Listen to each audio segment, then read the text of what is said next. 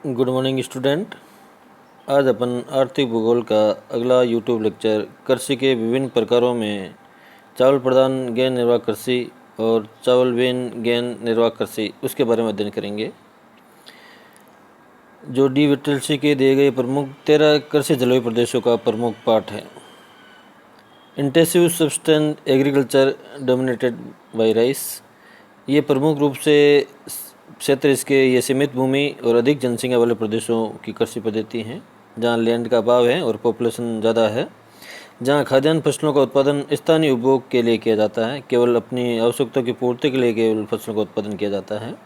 इस प्रकार की कृषि मानसून एशिया में प्रचलित है, जहाँ ग्रीष्म ऋतु में मानसूनी वर्षा होती है तथा शीत ऋतु शुष्क रहती ड्राई रहती है। भौगोलिक देशों की अनुकूलता के कारण चावल प्रमुख फसल है, जिसकी वर्ष में 3 फसलें पैदा या उत्पादित की जाती हैं। यहाँ अधिकांश जनसंख्या का मुख्य खाद्यान्न चावल ही है। भौगोलिक दशाएं चावल प्रधान गैर निर्वाह कृषि मानसून प्रदेशों में होती हैं। यह मानसून प्रदेशों की प्रमुख फसल है। मानसूनी जलवायु में वर्षा और तापमान में मौसमी भिन्नता पाई जाती है। जहाँ वर्ष भर उच्च तापमान तथा 200 सेंटीमीटर से अधिक रेनफॉल होती है, वहाँ एक ही खेत में चावल की 2-3 फसलें पैदा की जाती हैं। कम वर्षा वाले भागों में चावल की एक फसल ली जाती है। इस कृषि में समतल मैदानी भागों एवं तटीय भागों में चावल और पठारी भागों में मोटे अनाज पैदा किए जाते हैं। मानसूनी प्रदेश में नदियों के विस्तृत मैदान मिलते हैं, जहाँ उपजाऊ जलोढ़ मिट्टी उपलब्ध हो जाती हैं। ये प्रदेश सघन बसे हुए क्षेत्र हैं, जिनकी खाद्य आवश्यकताओं की पूर्ति के लिए गैन कृषि का स्वरूप विकसित हुआ है। इस प्रकार चावल प्रधान गैर निर्वाह कृषि का भौगोलिक देशों में अत्यधिक सामंजस्य बना हुआ है। कहने का तात्पर्य, जहाँ जहाँ रिवर्स डेल्टा बनाती हैं तो डेल्टा प्रदेश में जलोढ़ मिट्टी के निक्षेपण के द्वारा इस प्रकार की कृषि की प्रधानता दी जाती हैं, जहाँ अधिकांश जनसंख्या चावल खाद्यान्न को अपनी प्रमुखता के लिए माने जाते हैं, अर्थात हेवी रेनफॉल और जलोढ़ मिट्टी के निक्षेपण से इस प्रकार की कृषि की भौगोलिक देशों के अनुकूल मानी जाती हैं। वहाँ गैन कृषि के रूप में इसको प्रयोग करते हैं। इसकी प्रमुख विशेषता, इस कृषि पद्धति में चावल मुख्य उपज एवं गेहूँ, जो मक्का, सोयाबीन आदि पूरक या सब्सिडी के रूप में पैदा की जाती हैं या वैकल्पिक व्यवस्था के रूप में पैदा की जाती हैं, लेकिन मुख्य कृषि उपज है वो चावल है। दूसरा, इसकी पारिवारिक बंटवारे के कारण खेत छोटे व बिखरे हुए मिलते हैं, जिससे सिंचाई करना एवं मशीनों के प्रयोग में भी कठिनाई आती हैं, छोटे लैंड होने के कारण। इस कृषि में मानव श्रम की प्रधानता रहती है। खेतों को जोतने, सिंचाई करने, अनाज को ढोने आदि कार्य पशुओं द्वारा किया जाता है। मिट्टी की उर्वरता के लिए गोबर की खाद, कंपोस्ट खाद, हरी खाद आदि का प्रयोग अधिक और उर्वरकों का प्रयोग बहुत ही कम किया जाता है, अर्थात रासायनिक खादों का प्रयोग नगण्य है। केवल प्राकृतिक या नेचुरल जो गोबर की खाद है, कंपोस्ट खाद है, हरी खाद है या वनस्पतियों या हुमुस, उसका छिड़काव करते हैं ये लोग अधिकांशतः। फसलों के भूसे से यहाँ पशुपालन किया जाता है। सघन कृषि के कारण पशुओं के लिए चारागाहों के लिए भूमि बस्ती भी नहीं है, भूमि का अभाव रहता है चारागाहों के लिए। अतः गाय, बैल, भैंस, भेड़, बकरियाँ, मुर्गियाँ आदि यहाँ पाली जाती हैं अधिकांशतः। इस कृषि पद्धति का स्वरूप अधिकांशतः आत्मनिर्वाहक है। खाद्यान्नों का उत्पादन कम होता है, क्योंकि जनसंख्या अधिक होने के कारण स्थानीय पूर्ति भी कठिनाई से होती है। अतः अनेक देशों को खाद्यान्नों का आयात करना पड़ता है। इस प्रदेश के किसानों का जीवन स्तर निम्न कोटि का मिलता है, पॉपुलेशन अधिक होने के कारण और लैंड का अभाव होने के कारण। चावल के साथ साथ जलाशयों में मत्स्य पालन या मछली पालन का भी कार्य यहाँ लोग के अधिकांश किसान करते हैं। खेतों का आकार छोटा होने के कारण बैलों का खेती में अधिक प्रयोग किया जाता है और तकनीकी का अभाव होने के कारण अधिकांश कार्य पशुओं की सहायता से किए जाते हैं। सघन जनसंख्या, प्रति व्यक्ति कम उत्पादन, खेतों का छोटा आकार, उच्च ब्याज दर पर पूंजी की उपलब्धता से बढ़ती गरीबी, अशिक्षा का उच्च स्तर आदि मुख्य विशेषता इसकी है। प्रमुख फसलें, इस कृषि प्रणाली में खाद्यान्न फसलों की प्रधानता है। चावल मुख्य फसल है जो संपूर्ण क्षेत्र में प्रमुखता से पैदा की जाती हैं। इसके अलावा गेहूँ, जौ, मक्का, दालें, तिलहन, सब्जियां आदि गौण फसलों के रूप में भी पैदा किया जाता है। भारत, श्रीलंका, पाकिस्तान, चीन आदि देशों के आंतरिक कम वर्षा वाले भागों में कपास, चना आदि फसल भी पैदा की जाती हैं। दूसरा प्रमुख, चावल विहीन गैर निर्वाहन कृषि, intensive substance agriculture dominated by other food crops. चावल के अलावा कई फसलें को प्रमुखता दी गई हैं, इसलिए इसको चावल विहीन गैर निर्वाह कृषि के नाम से भी जानते हैं। ये क्षेत्र मानसून एशिया के ऐसे भागों में जहाँ औसत वर्षा 100 सेंटीमीटर से कम होती है। वहाँ चावल के अलावा अन्य खाद्यान्न फसलें स्थानीय उपयोग के लिए उत्पन्न की जाती हैं। जलवायु, क्लाइमेट, मिट्टी, सॉइल, उचावच, रिलीफ आदि की भिन्नताओं के कारण फसल उत्पादन में भी भिन्नता मिलती है।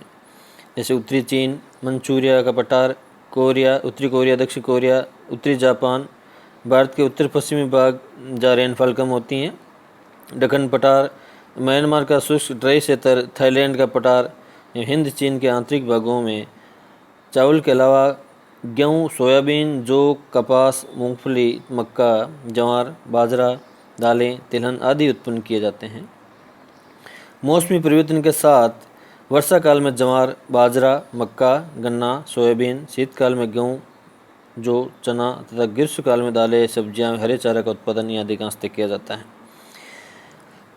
यहाँ की प्रमुख भौगोलिक दशाएं चावल बीन गहन कृषि मानसून एशिया के उन भागों में की जाती हैं जहाँ 100 सेंटीमीटर से कम रेनफॉल होती हैं। उच्चावच में भिन्नता पाई जाती हैं। जलवायु दशाएं, मृदा की उर्वरता, अन्य भौगोलिक कारकों के कारण चावल की कृषि संभव नहीं होती हैं।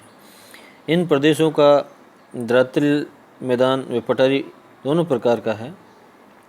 उत्तरी भागों में औसत तापमान 17 डिग्री सेंटीग्रेड तथा उत्तरी भागों में 25 डिग्री सेंटीग्रेड रहता है। वर्षा का औसत 50 से 100 सेंटीमीटर के मध्य लगभग रहता है। वर्षा मौसमी व अविश्वसनीय होती है। अनियमितता वर्षा का कोई फिक्स नहीं है कि रेनफॉल होगी। कभी कभी अकाल भी पड़ जाता है या लो रेनफॉल होती हैं या वर्षा की मात्रा कम रह जाती है।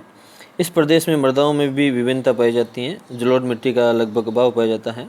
नदियों की घाटियों में दोमट मिट्टी तथा पठारी भागों में लाल मिट्टी, लोमी मिट्टी मिलती है। जनसंख्या घनत्व अपेक्षाकृत अधिक होने से खाद्यान्न उत्पादन पर अधिक दबाव रहता है अधिकांशतः। इसकी प्रमुख विशेषताएं ये कृषि पद्धति 100 सेंटीमीटर से कम वर्षा वाले मानसूनी क्षेत्रों में प्रचलित है जहां पर्यावरण की अनुकूलता मिलती है। खाद्यान्नों का क्षेत्र अधिक तथा मुद्रादानी फसलों का क्षेत्र कम होता है। इस कृषि में उत्पादन का मुख्य उद्देश्य क्षेत्रीय जीवन निर्वाह होता है। स्थानीय स्तर की जो आपूर्ति है, आवश्यकता उसकी पूर्ति करने का मुख्य उद्देश्य माना गया है रीजनल क्षेत्र पर।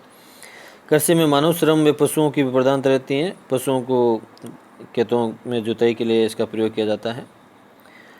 यद्यपि पशुपालन का स्थान गौण है, परंतु नगरों के समीपवर्ती भागों में पशुपालन का व्यावसायिक स्वरूप डेयरी उद्योग के रूप में यहाँ विकसित किया जा रहा है। वर्षा अनिश्चित व अनियमित होने के कारण इस कृषि में सिंचाई का अत्यधिक महत्व है। अतः सिंचाई के द्वारा यहाँ कृषि में विभिन्न प्रकार की फसलों का उत्पादन किया जाता है। नहरों के द्वारा या जलाशयों के द्वारा, नलकूप या कुएं के द्वारा यहाँ अधिकांशतः सिंचाई करते हैं। क्यों? वर्षा का यहाँ अभाव पाया जाता है।